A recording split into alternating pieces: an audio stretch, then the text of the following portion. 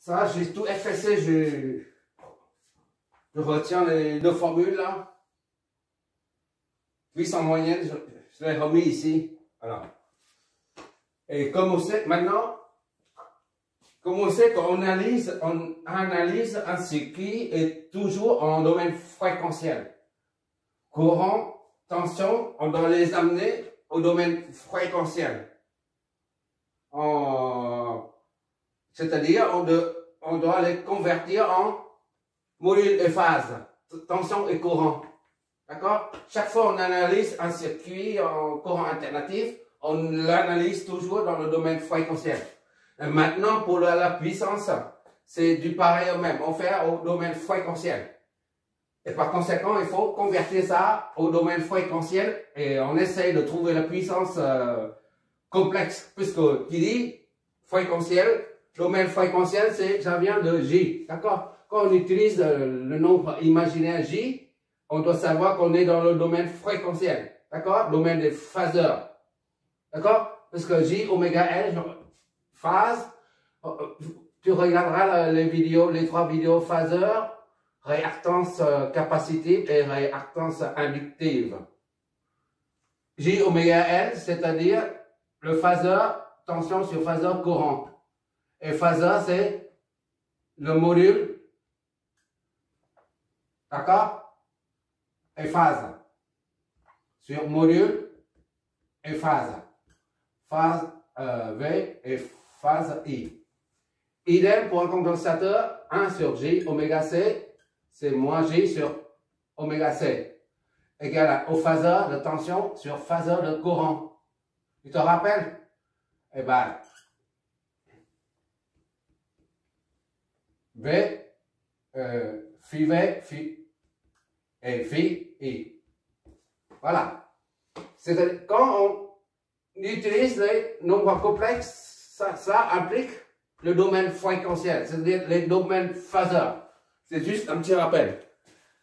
Maintenant, comme on a eu la formule de la puissance moyenne qu'on a trouvée dans le domaine temporel, parce qu'on a intégré pour trouver P moyen, d'accord?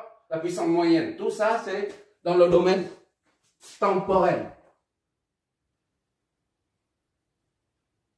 Domaine temporel. Temporel. Donc, maintenant, on va étudier, comme d'habitude, pour pouvoir, on étudie, on analyse toujours le circuit alternatif dans le domaine fréquentiel. Donc, il faut convertir ça en domaine fréquentiel. Vt est égal à Vmax cosinus oméga t plus phi V. Ça, c'est domaine temporel. Il y a la variable t. Maintenant, domaine fréquentiel, ça donne V est égal à Vmax. Vmax, c'est l'amplitude, le module. C'est V comme ça, là. D'accord? Fois la phase. Phase, c'est ça. Phi V. D'accord? Le deuxième paramètre, c'est IT. C'est ça? Oui, d'accord. I max fois cosinus oméga t plus phi I. I comme courant, intensité. Dans le domaine fréquentiel, ça donne I max, c'est le module, la phase V, phi I. Je m'éloigne pour fois. Une fois on a trouvé le phaseur V et le phaseur I, on essaie de voir ce que ça donne au niveau de la puissance complexe. Sachant que si tu as I, Z, un nombre complexe, A plus JB. Son conjugué, c'est A moins JB. D'accord? Si tu exprimes ça sous forme de module et phase, ça donne quoi? Le module et la phase, c'est arctangent de B sur A. D'accord? Et ça, c'est pour le module du nombre complexe conjugué, c'est moins arctangent de B sur A. D'accord? Arctangent B sur A, c'est phi. D'accord? Arctangent de ça, c'est moins phi. Moins phi.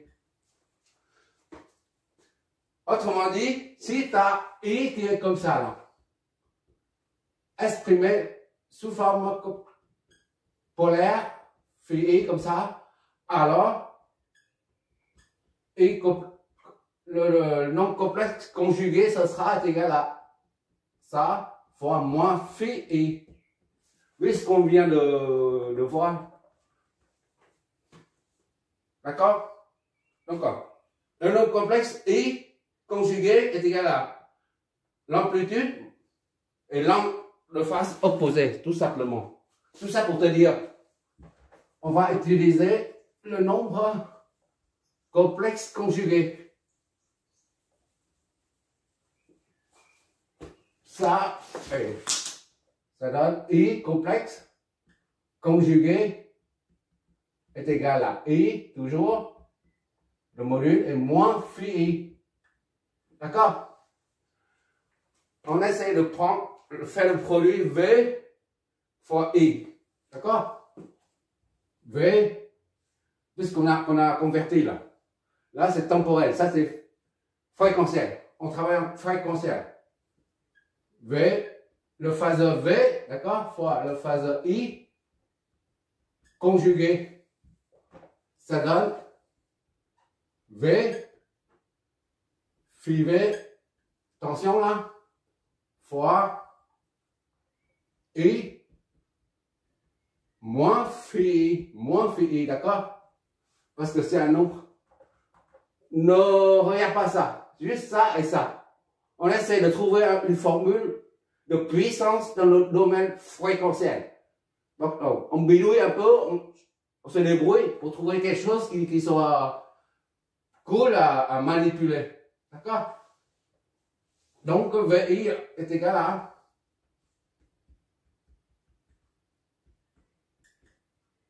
V fois I, le produit de complexe sous forme module et phase. On multiplie les modules et les phases, on les additionne. D'accord? Ce qu'on a fait plusieurs fois pendant l'analyse des circuits fréquentiels. C'est V phi R moins phi A. Voilà. D'accord? Puisqu'on voit, il y a quelque chose à demi, la moitié. Là. V max, ça correspond à ça. Là. Et I max, l'amplitude I max correspond au module I. Là. Et on voit qu'il y a quelque chose de la moitié. Là. Bon. Il suffit de multiplier le par 1 sur 2 pour voir ce que ça donne. D'accord? On est en train de chercher. D'accord. On essaie tout. Ça donne ça. V, I, phi V moins phi I sur 2. D'accord? Je vais m'éloigner. Pour un nombre complexe quelconque Z,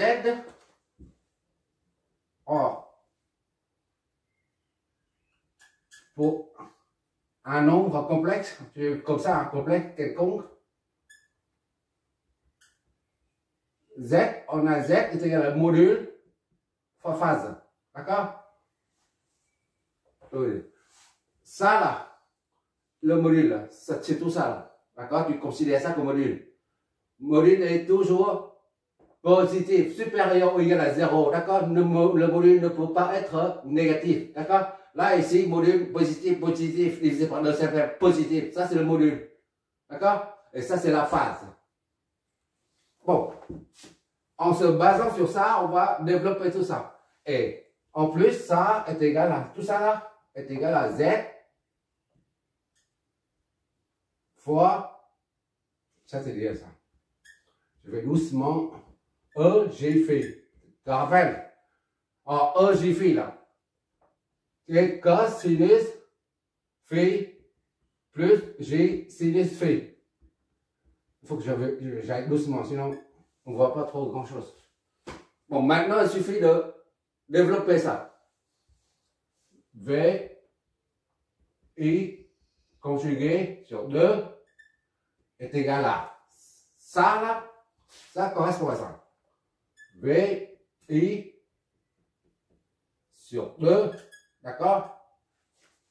Ça, on va jouer doucement. E, J, Phi. J, Phi, c'est tout ça. D'accord? Phi, c'est tout ça. D'accord? Est égal à V, I, sur 2. Ça est égal à ça. Et donc, ça est égal à fois cosinus de phi V moins phi I, d'accord, plus J sinus de phi V moins phi I. Ok, d'accord? Je mélange. À présent, on développe cette expression-là, le membre de droite là. V, I, complexe, conjugué, d'accord, sur 2, est égal à V, module, I, module, sur 2, fois cosinus, phi V, moins phi I. D'accord? Plus, c'est important ici, J fois V, I sur 2 et sinus phi V moins phi I. D'accord? Et on appelle ça la puissance complexe. On note S. Voilà, la puissance complexe est égale à tout ça. V, I, conjugué sur 2. V, I, sur 2. Je reprends juste en haut là. La ligne précédente. C'est tout. Si j'oublie quelque chose, tu me dis.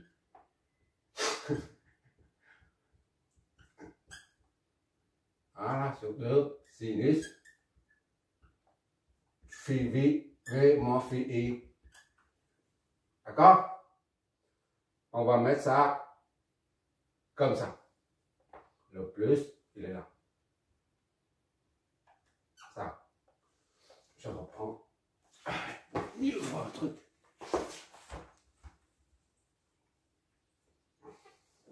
Plus G fois V I. Ah, quelle misère. Quelle misère. Ah, je suis par terre là. Voilà. C'est un résultat intermédiaire. Ça s'appelle la puissance complexe. On met sous forme S et un chapeau. Qu'est-ce que ça nous dit en fait? On retrouve ici là la puissance moyenne là, qui est là. D'accord? L'amplitude maxi, c'est le module. L'amplitude maxi de ça, c'est le module. Divisé par 2, cosinus phi V moins phi I. Ça, représente la puissance moyenne. La première partie de la puissance complexe représente la puissance moyenne. D'accord?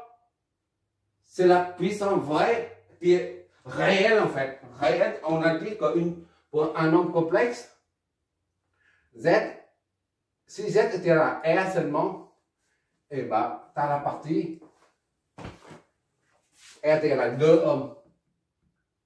Et ben, tu as 2 ohms ici. 2 ohms. Et l'angle de phase est nul. Ici, c'est 0. La phase, c'est 0 là. Il n'y a pas d'angle de phase. J ici, là. Partie imaginaire. D'accord? Et quand Z est égal à 3 plus 2J, par exemple, et ben, ce sont des rappels. Hein. 3 ici, là, partie réelle. 3 de réel. Et ça, c'est J. D'accord? Imaginaire. Et comme 2J, ça 2J. Voilà. Ça fait ça. Voilà. Ça, c'est Z. D'accord?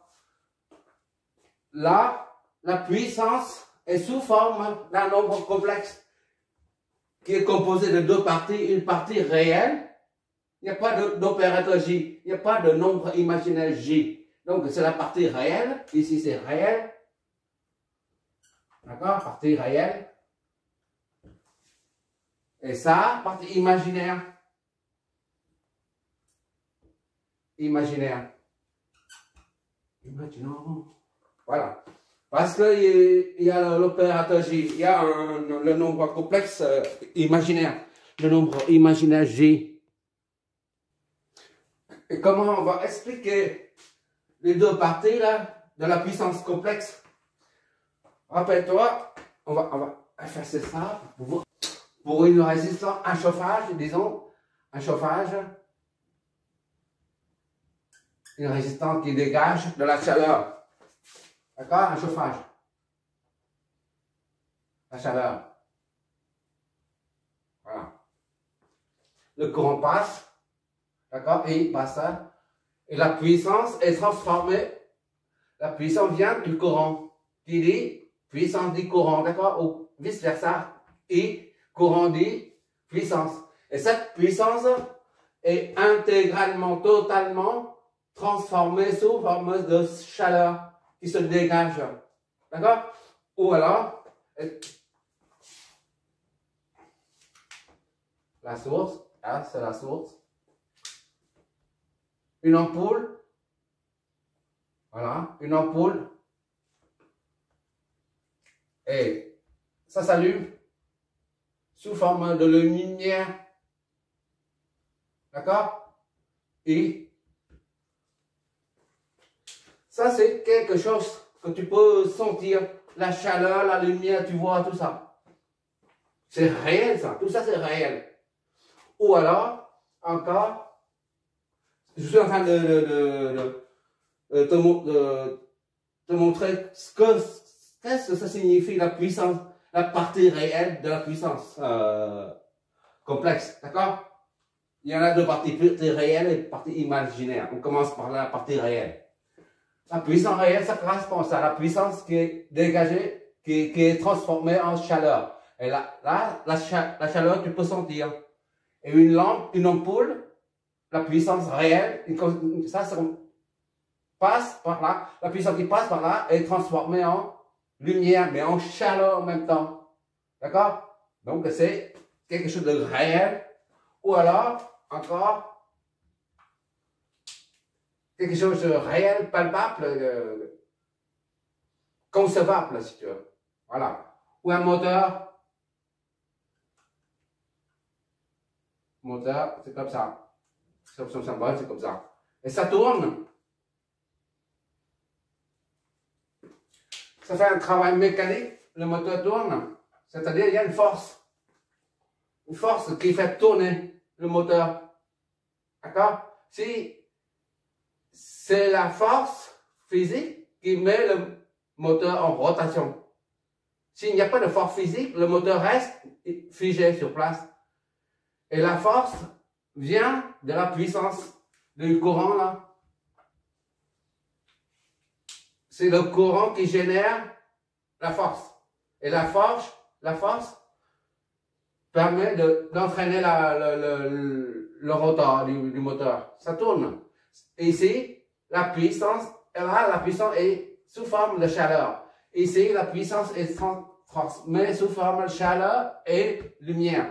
Ici, par contre, la puissance est transformée sous forme de travail. Le travail mécanique, de force mécanique. Tout ça, c'est réel. D'accord? C'est percevable. C'est percevable, c'est concevable. Tandis que là, c'est pour la puissance réelle. D'accord? Tandis que là, imaginaire. Là, c'est le mot réel. Maintenant, pour la partie imaginaire, comment on va expliquer ça? Parce que c'est pas réel. L'équation nous dit tout là. Là, c'est réel, ça n'est pas réel. C'est les chiffres qui parlent, mais en plus là, c'est l'équation qui parle. C'est pas monsieur X ou monsieur Y, c'est l'équation qui parle. Ben, d'ailleurs, elle est très parlante. Il y a l'opérateur J, il y a le nombre imaginaire J. Donc, qu'est-ce que ça signifie? Comme on a dit, en électricité, on a établi la formule J oméga L et qu'il y a la phaseur sur ça. C'est pour ça que je fais toujours référence au phaseur. Et il faudra que tu regardes les 3 vidéos phaseur, réactance inductive et capacitive. Tout le temps, ça vient de là. Et 1 sur J oméga C. Toujours. D'accord? Quand il y a ça, J, c'est-à-dire, on n'est plus dans le domaine temporel. On est dans le domaine fréquentiel, imaginaire. Pour une bobine, on a dit, et pour I et V. Une bobine, c'est la tension en avance et le courant en retard, de 90, ici à là, 90.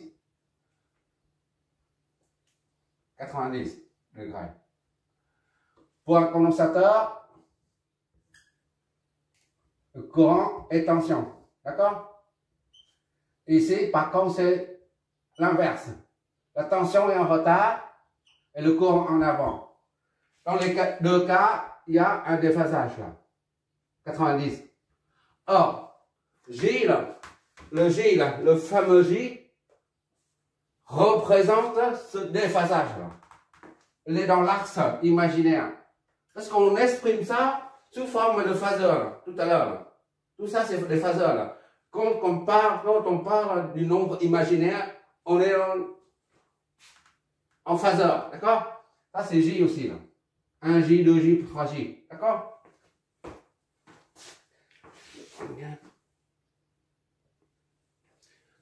Pourquoi j'ai fait, j'ai dessiné ce deux-là et je te montre le déphasage.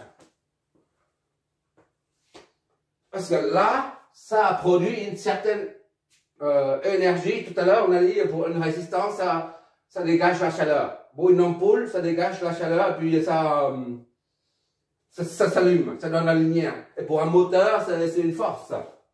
D'accord? Et ça, pour le J, là, il n'y a pas de résistance. Dans une ampoule, il y a de résistance. Une ampoule comme ça, il y a de résistance dedans. Même si c'est du tungstène ou quelque chose, il y a une résistance là. Mais là, il n'y a pas de résistance. Il n'y a pas de résistance. Il n'y a pas de travail ni quoi que ce soit. Parce que c'est un nombre imaginaire. Mais quand on dit puissance, qui dit puissance, dit, on sait que l'énergie est égale à la puissance fois le temps. D'accord? Mais la puissance est égale à énergie sur le temps. D'accord? La puissance, il y a l'énergie sur le temps. D'accord? Bon, maintenant, le temps, c'est la période, disons. Mais l'énergie, il n'est pas transformé ni en chaleur, ni en lumière, ni en travail ou quoi que ce soit. Où est cette énergie alors? Cette énergie, elle se trouve dans le champ magnétique et elle est stockée dans le champ magnétique pour une bobine, dans le champ magnétique de la bobine. Tandis que l'énergie, pour un condensateur, là, elle est stockée dans le champ électrique. D'accord? Le condensateur et la bobine n'ont pas de résistance. Dans un circuit, il y a la résistance, il y a l'inductance, le condensateur. D'accord? Mais la résistance consomme la puissance réelle. D'accord? Comme un chauffage ou une ampoule, tout ça. Tandis qu'un condensateur, elle ne consomme pas ça. Parce qu'il n'y a pas de résistance. La R est nulle. Il n'y a pas de résistance. On se met dans le cas des composantes parfaites. D'accord? L parfaite, bobine parfaite, condensateur parfaite. C'est-à-dire qu'il n'y a pas de résistance propre de la bobine. Ici, il n'y a pas de résistance de fuite du condensateur. Donc, tu dis, comme il n'y a pas de résistance, eh ben, le condensateur et la bobine ne consomment pas de l'énergie. D'accord? N'absorbent pas de l'énergie réelle. Elle absorbe ça. Elle absorbe ça. Mais elle ne consomme pas. La bobine et le condensateur absorbent cette puissance-là. Il ne faut pas perdre de vue que la puissance complexe là, ou la puissance moyenne, peu importe, provient de la source. D'accord? La source fournit à la charge, soit Z, est égal à 2 moins 2J. Ça, c'est le condensateur. Ou la charge est égale à 4 plus 2J, plus 3J, plus 10J. Ça, c'est une bobine. D'accord? Et ça, là, consomme cette partie. La charge, elle est là. Et ça, 2 ou 4 consomment cette partie de puissance réelle. Tandis que moins 2J, c'est un condensateur pour illustrer un condensateur. Et 10J pour illustrer une bobine. D'accord? Ça absorbe cette quantité d'énergie. Mais, c'est-à-dire, le condensateur et la bobine absorbent cette énergie. Mais, ils ne consomment pas cette énergie. Pourquoi? Parce que une fois l'énergie absorbée par la bobine, ben, l'énergie se trouve là-dedans, là, dans le champ magnétique. De même, si c'est un condensateur, l'énergie est absorbée par le condensateur et elle est stockée dedans.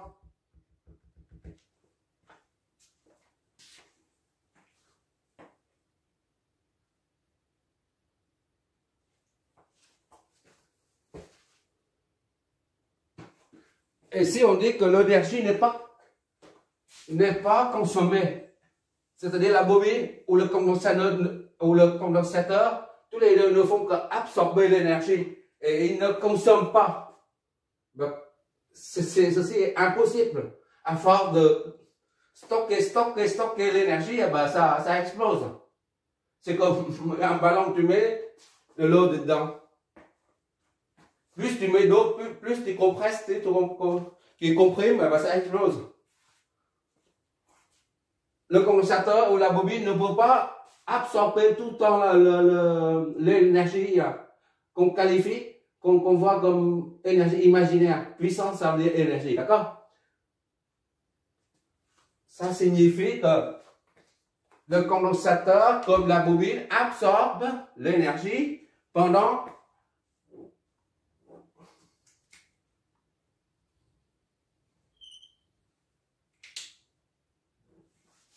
cet intervalle, par exemple. La bobine absorbe, elle absorbe de l'énergie, plus elle absorbe l'énergie. Et l'intervalle suivant, je suis en train de parler de la bobine, d'accord? Et l'intervalle suivant, d'ici à là, N toujours là, elle renvoie de l'énergie au circuit. Ici, là, c'est la bobine. On a déjà fait un exercice de ce genre, de ce type, pendant l'analyse en courant continu, en régime permanent. Tu regarderas les bobines inductances. On a déjà fait ça. Ça, pendant cet intervalle de temps, là, l'énergie arrive, qui dit courant dit énergie. D'accord? Et il y a une expansion du champ magnétique. Et pendant l'intervalle suivant, c'est toujours la bobine, et ben ça le champ magnétique diminue. C'est-à-dire, ça renvoie l'énergie au réseau. D'accord? La renvoie dans un sens ou dans l'autre. L'énergie ressort. C'est la bobine. Pendant cet intervalle de temps, la première alternance, pendant la première alternance, la bobine stocke de l'énergie dans son champ magnétique. Et pendant l'intervalle, deuxième intervalle, hein, cette énergie est renvoyée au circuit. C'est-à-dire, renvoyée à la source, si tu veux. D'accord? Idem pour le condensateur. Premier intervalle, ça charge. Le condensateur se charge. Et deuxième intervalle, de deuxième alternance, de l'onde sinusoïdale ou cosinusoïdale, le condensateur se décharge et renvoie de l'énergie vers la source. D'accord? Ça, c'est l'énergie absorbée par le condensateur et la bobine.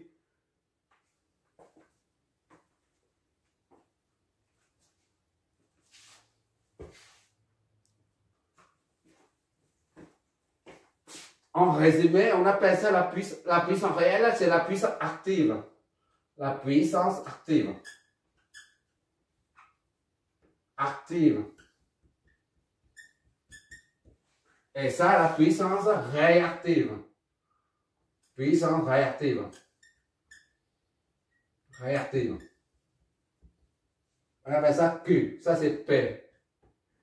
Voilà. Je ne sais pas pourquoi c'est P, pourquoi c'est Q, je ne sais pas trop. Mais la partie réelle représente la puissance active. C'est-à-dire, il s'agit de la puissance moyenne, la valeur moyenne, là, ici, là. C'est la même chose. Tandis que la partie imaginaire représente la puissance réactive, qui est absorbée par la bobine et le condensateur pendant une alternance et renvoie vers le sol. Cette énergie-là est renvoyée vers la source pendant l'alternance suivante, l'alternance après. L'alternance N plus 1, N plus 2, voilà, ainsi de suite. Ça absorbe, bobine et condensateur absorbe, d'accord? Et ça renvoie l'énergie. Et ça absorbe encore, ça renvoie encore. Chaque fois, elle absorbe 2 joules par exemple. Après, elle renvoie 2 joules. Ça permet de vider l'énergie dans son champ magnétique. Et après, puisque c'est vide, elle va recharger. Elle va se recharger. Voilà. Et ainsi de suite, ça fait tout le temps. Comme ça. Donc, cette énergie-là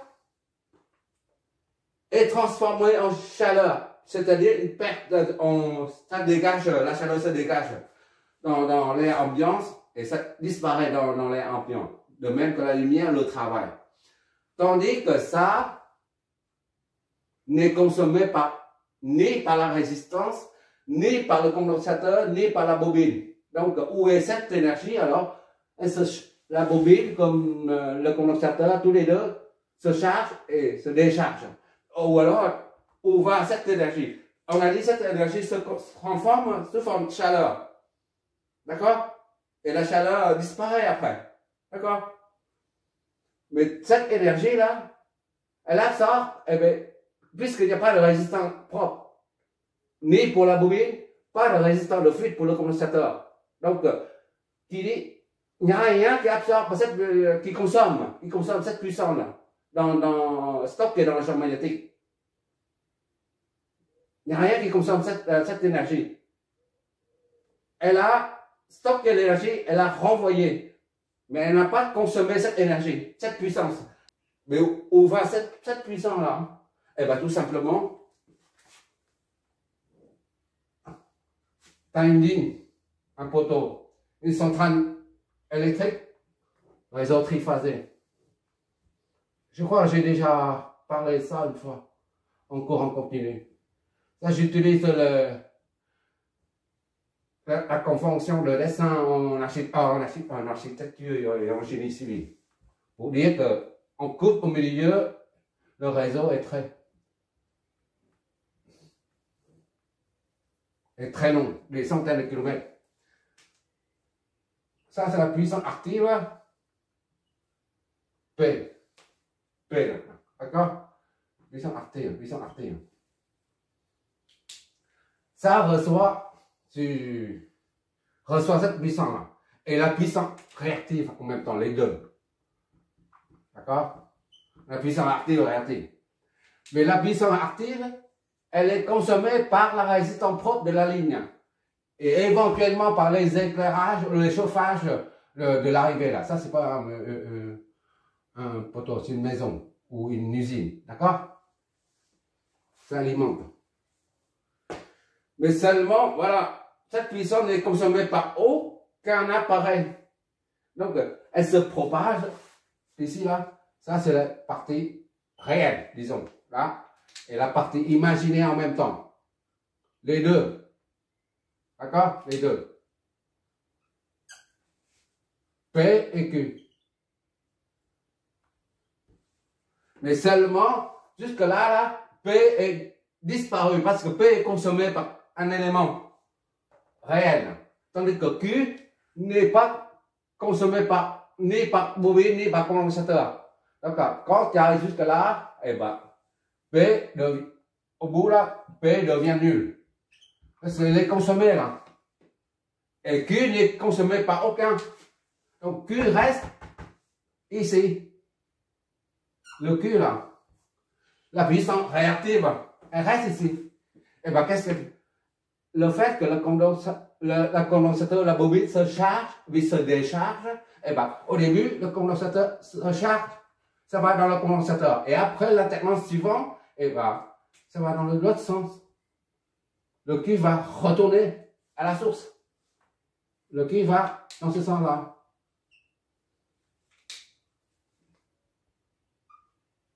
D'accord? Et après, à cause de la pression du condensateur et la bobine, et ben le réseau fournit encore Q. Le Q arrive jusque là, mais rien ne consomme cette énergie réactive. Et ben le condensateur et la bobine absorbent cette énergie une deuxième fois. Disons, là, c'est la deuxième fois. Ça arrive ici, là. Et ça, pareil, devient nul parce qu'après l'utilisation, les appareils de chauffage consomment ça. Mais aucun élément du circuit ne consomme Q. Elle est renvoyée encore une fois vers là.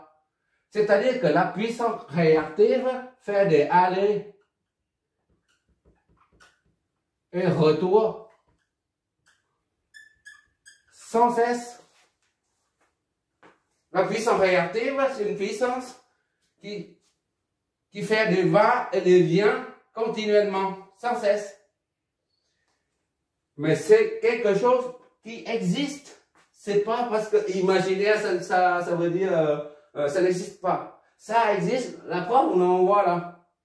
Seulement, cette partie-là se trouve sur l'axe des imaginaires seulement. D'accord? Sur l'axe des imaginaires, c'est tout. Mais ça existe. Ça, ce sont des nombres. Hein. Ça, c'est des sinus. Sinus de ça, c'est un réel. Tout ça, c'est réel. Réel, d'accord? Ça aussi, c'est réel. Donc, ça, c'est réel, mais seulement il se trouve sur l'axe des imaginaires.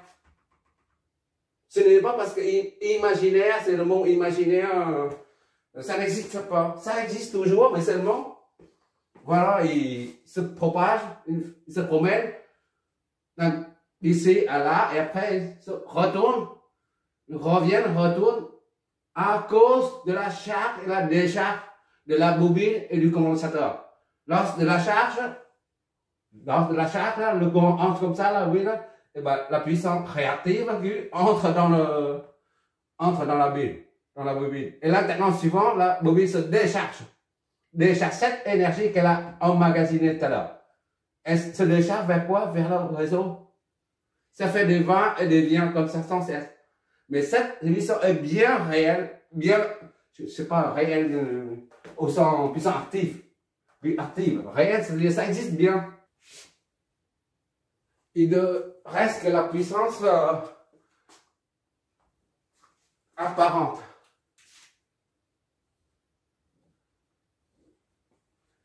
On parle de la puissance apparente lorsqu'on ne veut pas tenir compte du déphasage. entre le courant et la tension. D'accord? C'est-à-dire ici, là, à ce niveau-là, en puissance apparente, on ne tient pas compte. C'est-à-dire, il ne reste que la puissance apparente, on note comme ça. V est égal à...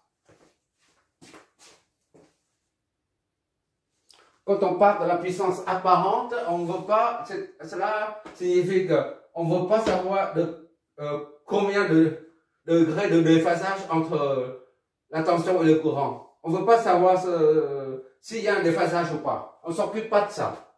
On veut savoir l'intensité efficace et le courant. Le courant est l'intensité fournie par la source, c'est tout. On ne veut pas tenir compte des phases.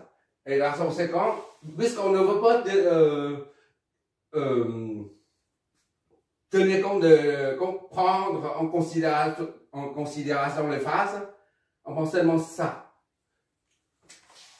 VF, IF, c'est puissance apparente. C'est pas en nombre complexe. Tu vois bien, ici c'est réel. Ici c'est réel. C'est pas un nombre complexe, d'accord? Tandis que la puissance complexe, il y a un chapeau là. S, il y a un chapeau. Il dit S sans chapeau. D'accord? Ça c'est volt, ampère, fois ampère. D'accord? Puissance complexe, c'est pareil. Volt, ampère. Puissance active, c'est des watts. D'accord? Ça c'est des watts. Voilà. Et ça, on est des var. Puissance. Ça c'est en watts. L'unité en watts. Et ça, c'est en var. Volt ampère réactif, ça signifie. D'accord? Avant de continuer, je vais résumer tout ça. S va être écrit comme V, le nombre complexe, le nombre complexe dans... Oh là, j'ai oublié ici, là, le V, d'accord? Fois son conjugué sur 2, d'accord? Bon, si on exprime ça sous forme module et phase, qu'est-ce que ça nous donne? S, le module de ça, d'accord? Fois la phase. Sa phase, disons c'est S.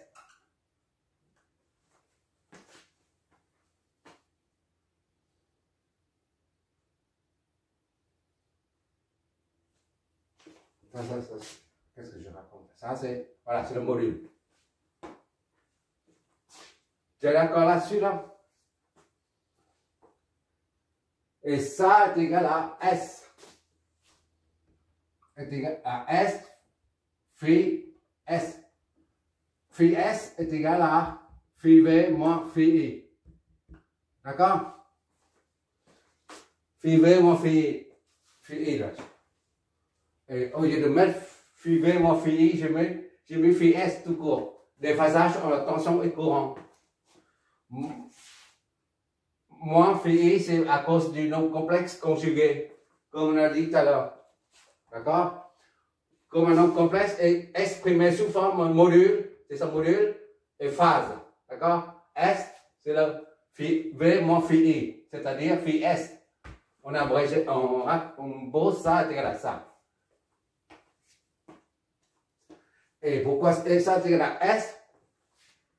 Parce que c'est en valeur efficace seulement. D'accord? Le module correspond à ça.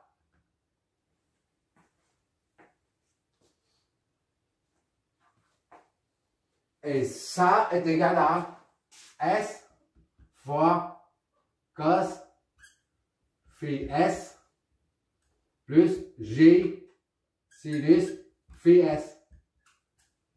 Voilà.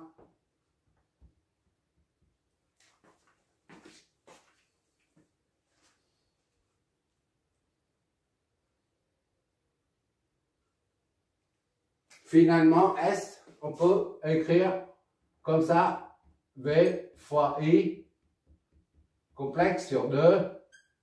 C'est-à-dire, la puissance complexe peut être mise sous plusieurs formes. C'est ça que j'essaie de te montrer.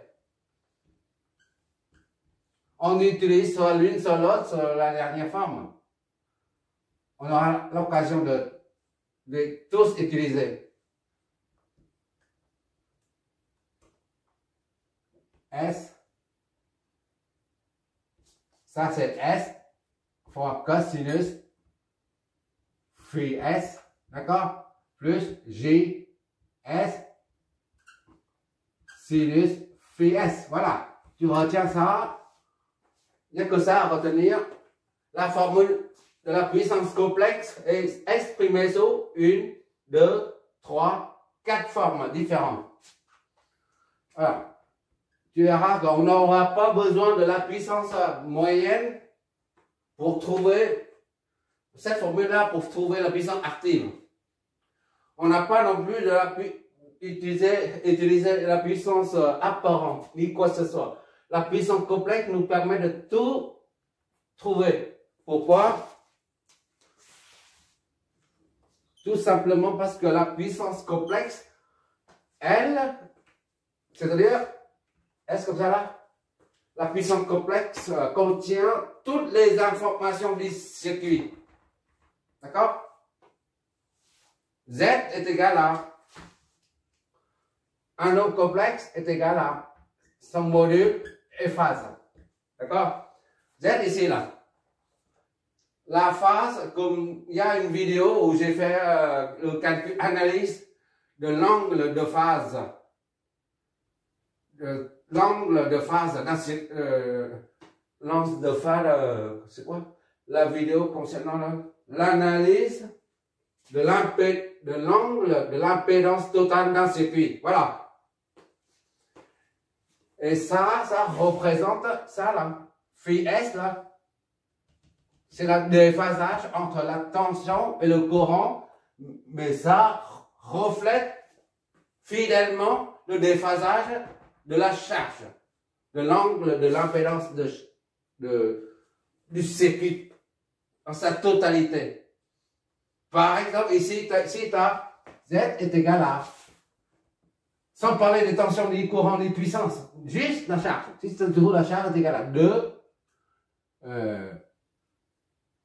et 40 J, 40 degrés. D'accord? Ça signifie que ça va affecter ça va générer un déphasage entre la tension et le courant. Un déphasage de 40, c'est-à-dire phi S est égal à phi V moins phi I est égal à 40 degrés. Je reprends. La phase de l'impédance totale d'un circuit reflète le déphasage de la tension et du courant du circuit. D'accord? Si tu as trouvé ici, c'est R est égal à 2, par exemple, et un autre impédance c'est 3J. Et là, c'est un condensateur. D'accord?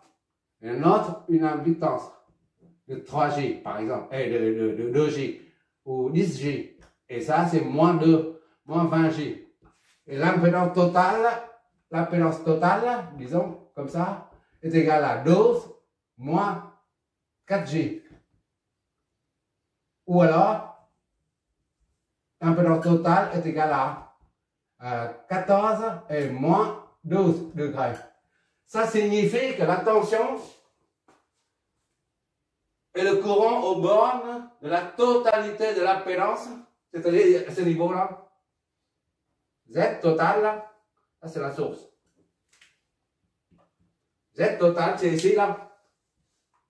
Z total, qu'on a ici, là. Ça, c'est le phi, là. Ça représente phi S, c'est-à-dire phi V moins phi I. C'est-à-dire le déphasage entre tension et courant. est égal à moins 12. C'est pour ça qu'on a dit tout à l'heure, là, on utilisera seulement cette formule de puissance complexe parce qu'elle contient toutes les informations du circuit, c'est-à-dire ça, qui génère moins 12. D'accord? Et le moins 12 se retrouve à cause de l'inductance et des condensateurs là, qui génèrent ça au niveau des impédances. D'accord? S'il n'y a pas de condensateur ni bobine, il n'y a pas de phase pour l'impédance. Ce sont des composants réactifs qui génèrent la phase pour l'impédance. Oui, qui génèrent une phase pour l'impédance totale. Et cette phase reflète le déphasage entre le courant et la tension aux bornes du circuit dans son ensemble, dans sa totalité. C'est-à-dire les sommes. D'accord? Rien qu'avec la puissance complexe, on retrouve toutes les informations du circuit là. L'ensemble, ça donne moins 12. D'accord? Et en plus, tu as puissant actif et puissant imaginaire. Il suffit d'injecter moins 12 dedans. Cosinus moins 12. Et tu trouves la puissance active à ce niveau. La puissance active, la puissance réelle. D'accord? Et tu injectes moins 12 dedans, tu trouves la puissance réactive. D'accord? C'est-à-dire, un seul calcul, ça te permet une seule formule, ça te permet de calculer puissance active et réactive. Ou la puissance moyenne. La puissance moyenne, c'est ça aussi. D'accord? La puissance moyenne. C'est ça. Et la puissance apparente, elle est dedans aussi. Puissance complexe, puissance apparente, l'angle de phasage entre les deux entre tension et courant. D'accord? Ça, c'est, tu verras, on va utiliser que ça. Parce que si on utilise la puissance active, puissance moyenne, puissance apparente, tout ça, on s'en sort pas. On s'en sort pas. Lorsqu'il s'agit, par exemple, ça comme ça,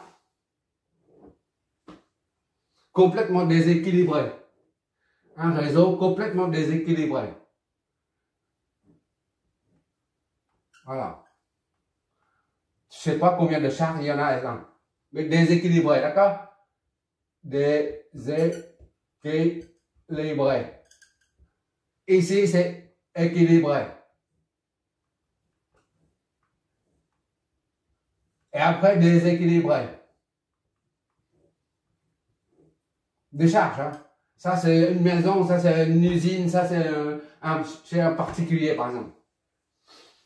Et pour trouver les courants, tout ça,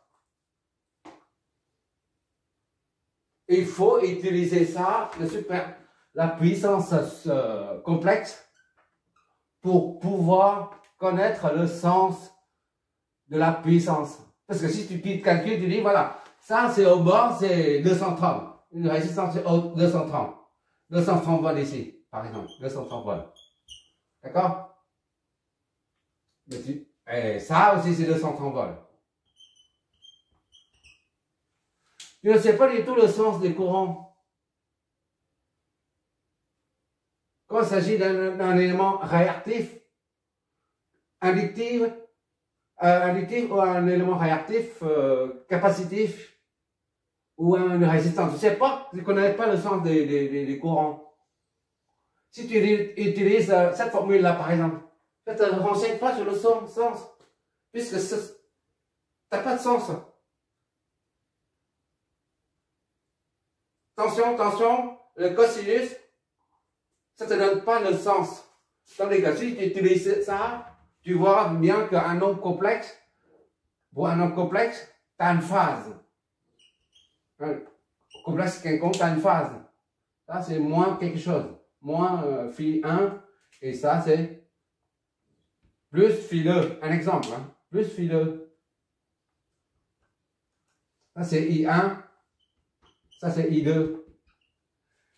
Ça, tu connais Tu connais le sens du courant, c'est-à-dire la phase. Avec les nombres complexes, là, avec la puissance complexe, ça simplifie tous les circuits. Primo, avec la puissance complexe, tu connais la puissance active et réactive de suite. D'accord? Il suffit de calculer dès le départ, dès le début de l'analyse, il suffit de calculer l'impédance totale du circuit pour connaître l'angle de phase de l'impédance. Une fois que tu connais l'angle de phase de l'impédance, tu sais qu'il correspond au déphasage entre la tension et le courant. Et à partir de là, tu injectes l'angle de phase de l'impédance totale dans l'équation, dans la formule de la puissance complexe pour trouver ça. Il suffit d'injecter l'angle de phase de l'impédance totale du circuit dans la formule de la puissance complexe pour en déduire la puissance réelle et la puissance réactive. Et ainsi de suite, la puissance apparente. Voilà. Et le cosinus phi, c'est quoi avec tout ça?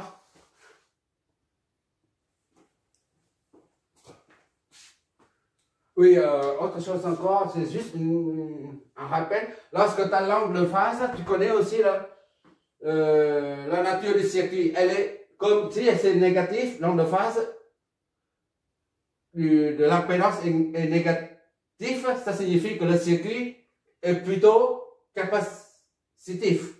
Par contre, quand l'angle de phase est positif, tu sais tout de suite que le circuit est plutôt inductif.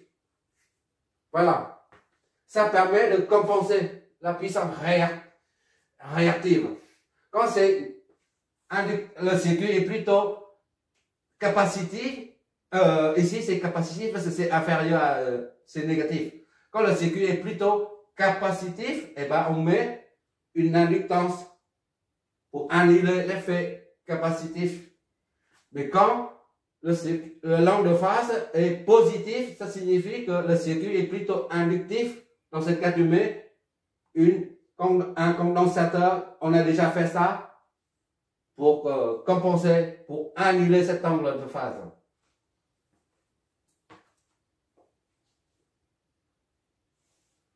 Le cosinus phi, c'est juste. Le cosinus phi, c'est. Bon.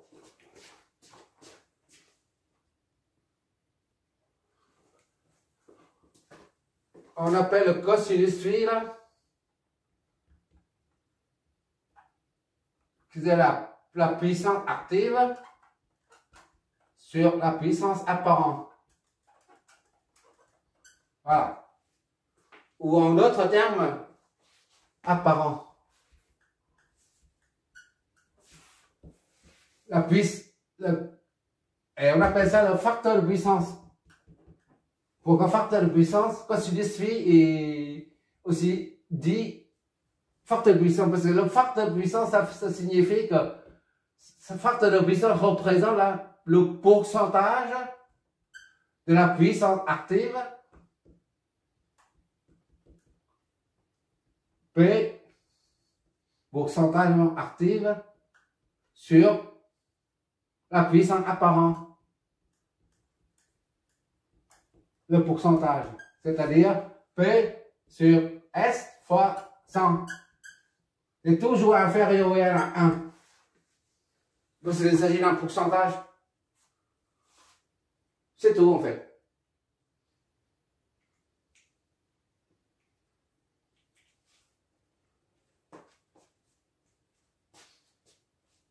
Le cosinus phi représente le pourcentage de la puissance active, le pourcentage de la puissance apparente qui est actif. Voilà, pourcentage